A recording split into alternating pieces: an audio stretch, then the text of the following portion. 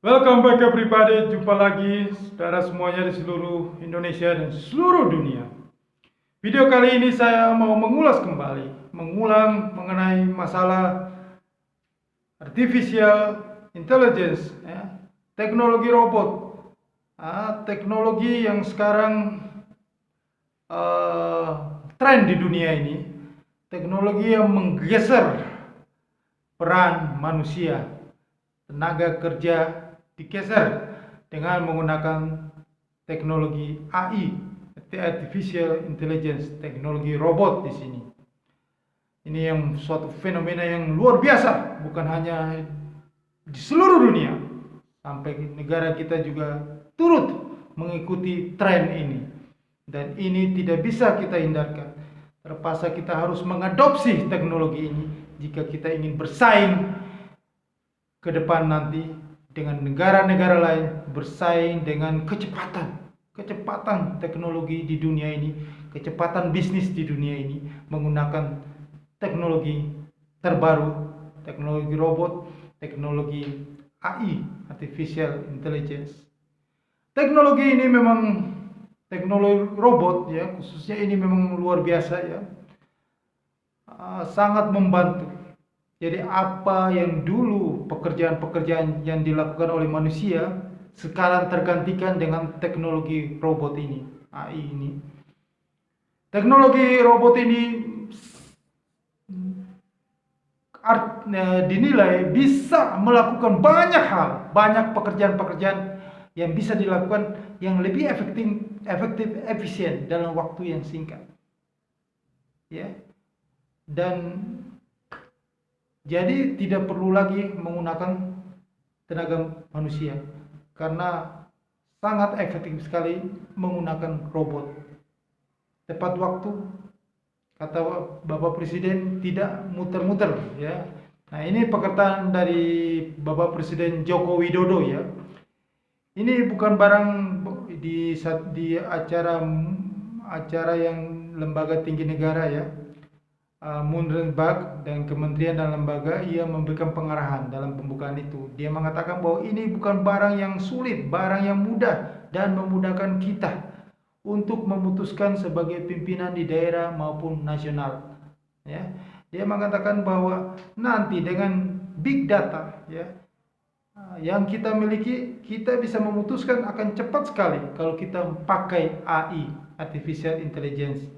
Tidak bertele-tele, tidak muter-muter, tegas Presiden Joko Widodo.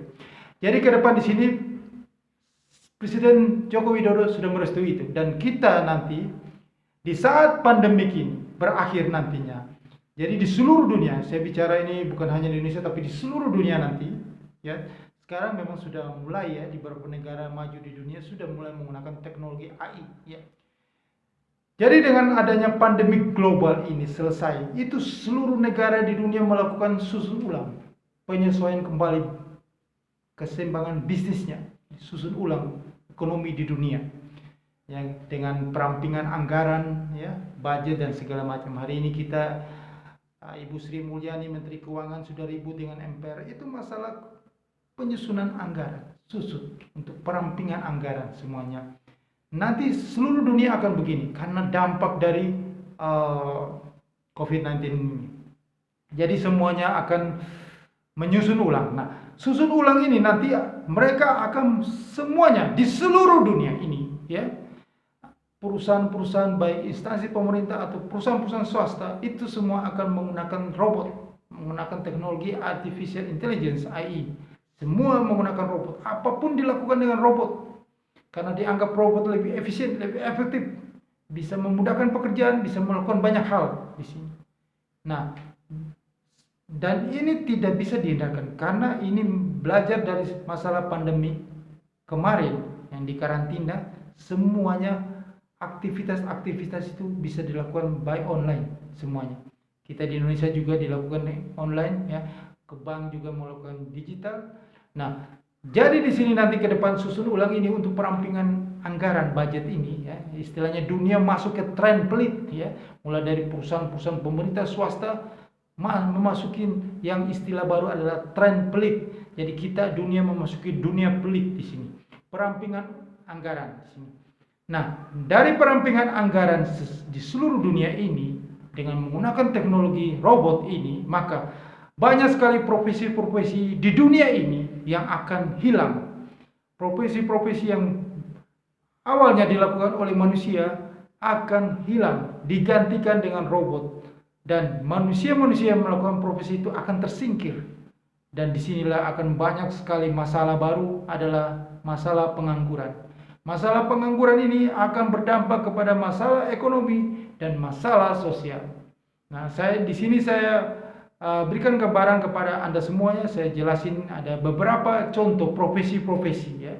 Profesi-profesi ada beberapa deretan profesi-profesi di dunia ini yang bakal hilang dengan adanya teknologi robot ini, dengan adanya kemajuan teknologi ini.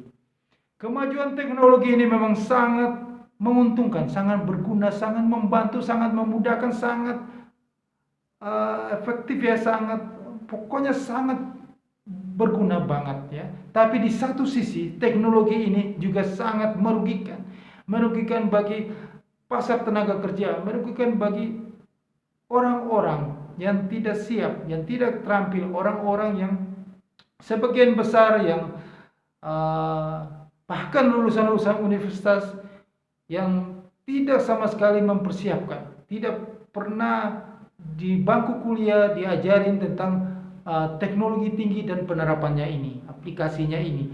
Maka banyak sekali tenaga kerja akan tersingkir dari sini, dan ini menyebabkan masalah baru di dunia, yaitu masalah ekonomi dan masalah sosial, dan membuat krisis ini semakin berlanjut terus. Nah, saya berikan ini ke Anda ya, supaya gambaran bahwa bakal nanti, jadi Anda bisa siap-siap ya, kedepannya bakal profesi-profesi yang ini yang bakal hilang diganti dengan teknologi robot ya. Yang pertama, kalau di Indonesia ini, mungkin di dunia sama ya, tidak beda jauh. Yang pasti adalah pegawai negeri sipil itu sudah memang jelas, itu memang rancangan dari Presiden sendiri, Pak Joko Widodo ya. Maka PNS itu akan dipangkas. Ada beberapa profesi dari PNS itu yang bakal hilang, diganti dengan robot.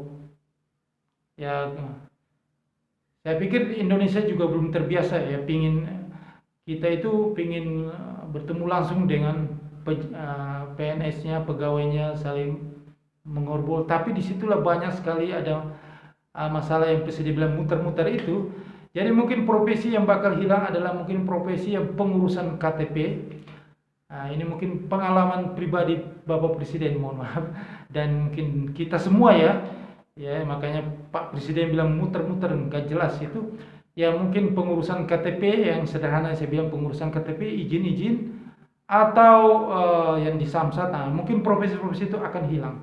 Jadi hilangnya juga pungli-pungli, pungutan liar akan hilang juga setelah profesi itu hilang. Nah, itu efektif memang profesi. Jadi banyak sekali profesi itu akan hilang, banyak PNS yang akan menganggur juga. Nah, profesi yang cukup besar hilang di dunia berikutnya adalah supir bus ya, sopir trek ya, pekerja-pekerja pabrik. Ya, jadi pekerja pabrik dan perakitan itu pasti akan tergeser.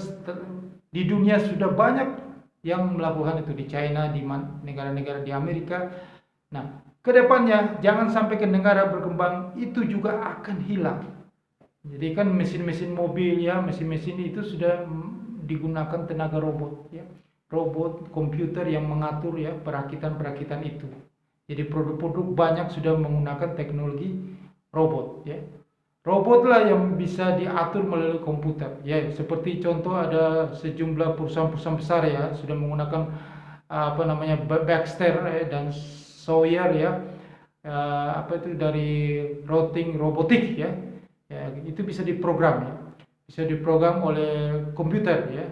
Jadi pekerjaan ini juga tidak memerlukan lagi teknisi-teknisi untuk melakukan pekerjaan-pekerjaan ini.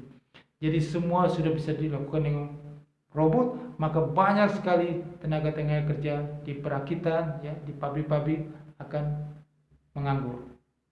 Nah, ini kedepannya. Yang berikut adalah sopir bus, sopir taksi dan trek. Ya. ini bukan akan terjadi, tapi sudah terjadi. Di saat pandemi ini saya melihat bahwa di China, contohnya di China, di Amerika, itu kontainer-kontainer di pelabuhan ya, itu semua bisa di setting melalui komputer ya. Jadi mobil itu bisa berjalan sendiri mengangkut itu kontainer ya, dan mengangkut dan memindahkan semua tanpa supir. Semua bisa dilakukan melalui teknologi robot itu.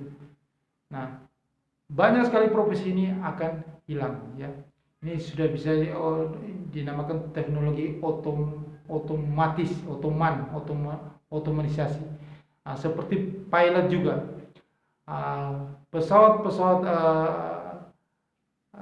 pesawat Amerika ya, pesawat tentara Amerika ya, pesawat Sulman yang bisa mengawasi ya, memetakan itu suatu daerah, mencari informasi itu tanpa awak, sudah bisa dikendalikan dengan komputer ya. Nah, nanti ke depannya itu menggunakan teknologi drone. Teknologi drone itu juga mungkin dari pesawat-pesawat kargo juga bisa menggunakan teknologi drone juga, bisa mengangkut dan memindahkan barang juga.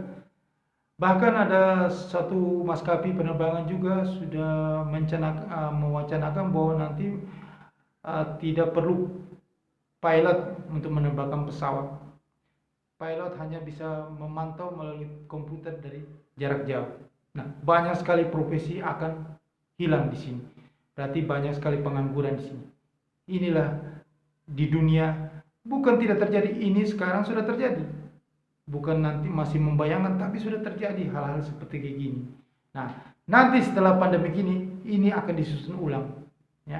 Nah, ada juga profesi berikutnya adalah profesi operator telepon ya, operator telepon, telemarketing, dan resepsionis. Nah, apalagi profesi yang paling penting, pilot aja bisa hilang, apalagi cuma operator telepon, telemarketing, dan resepsionis.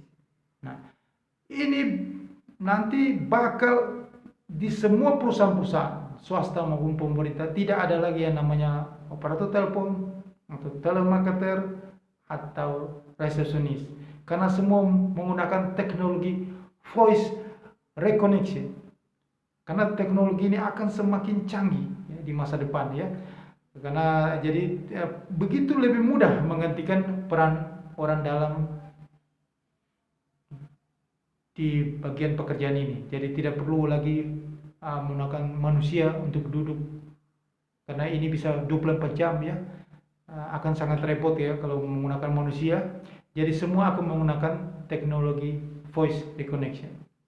Nah, terus kasir. Nah, di beberapa tempat di dunia memang sudah meniadakan manusia di balik balik meja kasir ya, sudah tidak ada lagi ya. Semua sudah menggunakan namanya self check out. Jadi ini sudah diadopsi di seluruh toko ya di dunia saat ini. Jadi pembeli bisa melakukan pembayaran dan memesan dan melakukan pembayaran sendiri. Nah, paling manusia hanya dibutuhkan untuk mengawasi mesin itu. Pengawasan untuk mesin, melakukan pengawasan operator mesin untuk pengawasan dari pembeli melakukan pembayaran itu. Jadi tidak perlu ada kasir lagi. Nah, setelah itu ada teller dan pegawai bank ya. Anda bisa tahu sendiri bahwa dengan di masa pandemi ini yang tidak ada ruang batas ya, banyak kantor tutup dan ruang gerak dibatasi, semua orang sudah melakukan transaksi digital. Kita tidak perlu lagi ke bank ya. Tidak perlu lagi yang namanya bank capek antri ya. Maka posisi-posisi yang dulunya namanya teller ya, teller di bank itu lambat laun akan tersingkir ya. Mungkin dalam beberapa tahun lagi, karena bank sekarang di Indonesia aja sudah ada banyak sekali bank-bank digital. Kita sudah bisa melakukan penyimpanan uang, melakukan transfer uang, melakukan segala transaksi keuangan itu memakai digital ya. Tidak perlu ada, jadi sudah memakai teknologi ya, kita tidak perlu harus ke bank. Jadi posisi teller tidak penting lagi di bank ya, akan hilang. Begitu banyak posisi-posisi teller di bank pemerintah maupun bank swasta di seluruh Indonesia bahkan dunia. Ini profesi banyak yang menganggur di sini. Nah, setelah itu juga ada posisi A, bagian petugas pengepakan barang ya, di ruang penyimpanan atau di gudang atau di mana saja. Ini juga bakal hilang, bisa digantikan dengan robot. Robot yang bisa mengepak barang sendiri dan menyimpan barang sendiri. Nah, profesi-profesi ini juga banyak sekali perusahaan-perusahaan ekspedisi yang mengepakkan barang, yang menyimpan barang di seluruh Indonesia bahkan di dunia akan hilang. Nah, juga ada profesi apoteker ya, untuk bagaimana apoteker itu menyimpan, mengolah itu resep-resep ya, bagaimana memisahkannya ya, dan itu semuanya itu sudah digantikan oleh robot. Jadi manusia sudah tidak dibutuhkan lagi di sini. Nah, banyak sekali profesi ini ya di seluruh Indonesia bahkan di dunia. Ada, dan berikut juga ada profesi analis ya, analis keuangan atau pengumpul data, informasi atau peneliti. Nah, profesi ini juga kedepannya bakal hilang. Begitu banyak analis keuangan ya di perusahaan sekuritas, di bank, itu nanti kedepannya itu sudah menggunakan komputer teknologi. Jadi mereka ini tidak diperlukan lagi. Ya, semua menggunakan robot. Ya, contohnya juga di kantor pengacara di beberapa negara di dunia ya, pengacara dan rekan ya. Nah, rekan-rekan legal ini mungkin sebentar lagi tidak dibutuhkan lagi karena semua menggunakan robot. Robotlah yang bisa mencari itu data-data dalam arsip-arsip ya, bisa menggunakan kode-kode tertentu, dia bisa mencari itu, dari kode itu mencari data, daftar-daftar nomor telepon, bisa menyelidiki, meneliti, semua menggunakan robot. Tidak perlu ada legal-legal lagi. Jadi jadi dulunya ada nama kantor pengacara Ahmad and Rekan. Nanti kedepannya kantor pengacara Ahmad, tidak ada rekan-rekan lagi karena dia sudah menggunakan robot.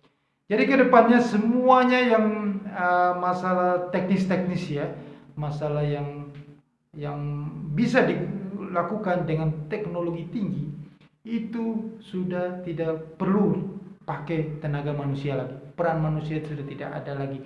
Maka banyak sekali pengangguran di dunia ini. Sementara angka pertumbuhan penduduk ya, angka lapangan kerja baru ya, angka produktif tenaga kerja baru itu tidak sama dengan tenaga kerja lapangan kerja yang tersedia karena semua sudah menggunakan robot ya. Misal aja di pertanian aja, saya dengar informasi juga dari teman bahwa di pertanian di luar negeri itu sudah tidak perlu ada petani lagi. Beberapa petani sudah tidak perlu lagi karena robot yang mengerjakan itu, mau itu tanam padi, tanam sayur, tanam apa, itu semua menggunakan robot. Bahkan memetik buah jeruk pun menggunakan robot. Nah, ini bakal membuat ledakan pengangguran di seluruh dunia. Sampai pekerjaan-pekerjaan petani pun sudah dilakukan pakai tenaga robot. Yang saya khawatir nanti perusahaan-perusahaan kelapa sawit begitu besar di Indonesia yang begitu banyak membutuhkan yang begitu banyak memakai tenaga kerja ya, tenaga kerja yang lokal ya, begitu banyak. Kedepannya untuk menghemat anggaran, untuk perampingan ya, untuk lebih cepat, lebih efisien menggunakan robot. Jadi robotlah yang memetik itu kebun sawit dan trek itu yang mengantar itu tanpa awak semuanya robot mengerjakannya semuanya. Maka semakin banyak juga akan terjadi pengangguran sampai ke pelosok-pelosok di desa. Di perusahaan-perusahaan pertambangan juga ya, katanya bagian pengeboran bisa digunakan semua yang menggunakan robot. Jadi perusahaan pertambangan yang begitu banyak di Indonesia ya, pertambangan minyak ya, batu bara dan lain-lain segala macam, nikel ya, bahkan Nanti kedepannya semua menggunakan robot. Jadi manusia sudah tidak dibutuhkan lagi, maka pengangguran akan semakin hari semakin banyak. Waitress, ya, pelayan sudah menggunakan robot, ya. Robot yang mengantar. Robot bisa kerja 24 jam tanpa istirahat. Kalau pelayan ada istirahatnya, ya, ada liburnya. Robot tidak ada. Hari besar pun robot tetap bekerja. Nah, kedepannya mereka akan menggunakan robot. Robot tidak mengenal Lebaran, tidak mengenal Idul Fitri, tidak mengenal Tahun Baru, Natal, dan segala macam. Maka kedepannya profesi-profesi seperti itu akan diganti dan menggunakan robot. Nah, ini bukan berarti masih lama. Ini sudah sedang dilakukan, sudah berjalan teknologi yang bisa di kontainer tanpa awak di China, di Amerika. Sudah dilakukan, semuanya sudah dilakukan. Bank kita sudah melakukan sendiri tanpa perlu teller, dan ini sudah terjadi. Mungkin dalam 1-2 tahun lagi akan terjadi bumi besar-besaran, ledakan teknologi robot ini. Dan kalau teknologi robot ini berkembang pesat sekali, inilah namanya kapitalisme. Dengan teknologi tinggi ini namanya kapitalisme. Karena teknologi tinggi ini adalah teknologi padat modal. Teknologi padat modal ini, ya, tidak perlu tenaga kerja yang banyak, ya, karena mereka dengan teknologi yang mahal itu mereka lebih berusaha untuk menghemat, mengefisien. Jadi semuanya menggunakan robot. Maka disinilah akan terjadi ledakan pengangguran yang cukup besar di seluruh dunia. Jika pengangguran terjadi di seluruh dunia, ini dampaknya adalah ke dampak ekonomi. Dampak ekonomi ke negara tersebut, ya.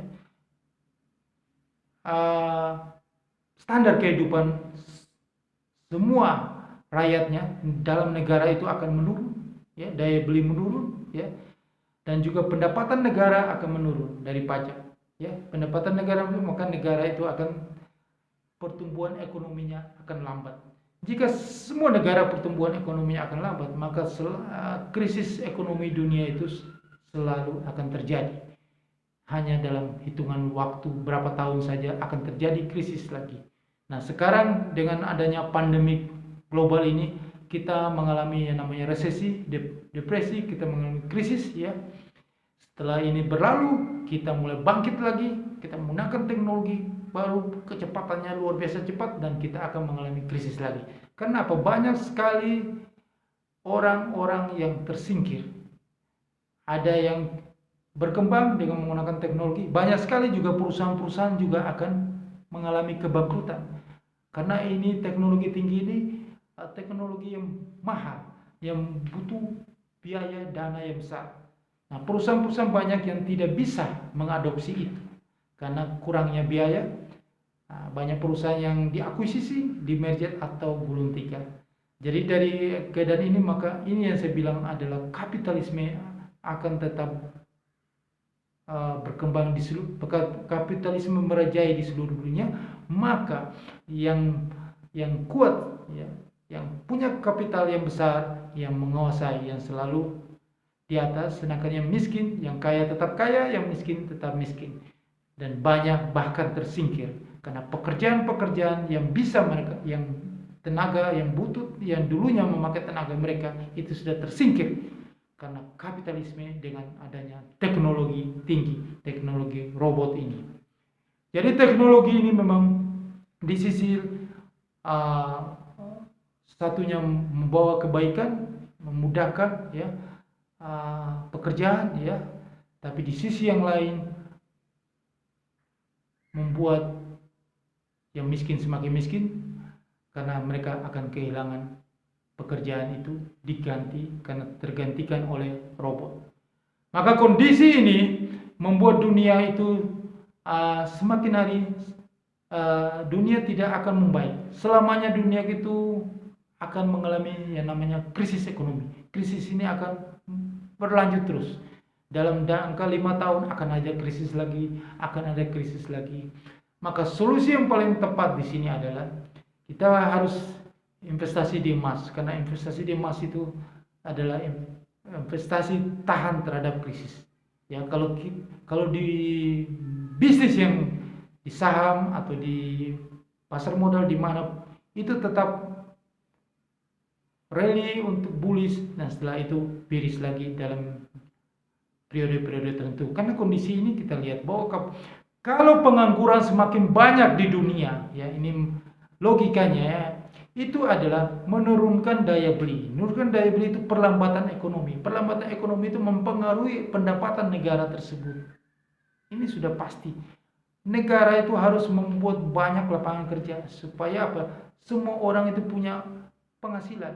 Orang punya penghasilan, orang itu pasti belanja. Kalau orang itu pasti belanja, maka toko kecil, toko besar, sampai usaha yang besar pun mendapatkan keuntungan.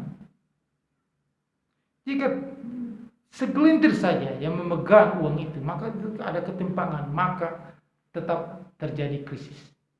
Itu dampak ekonominya. Dampak sosialnya, dalam beberapa dekade selalu ada timbul kerawanan sosial.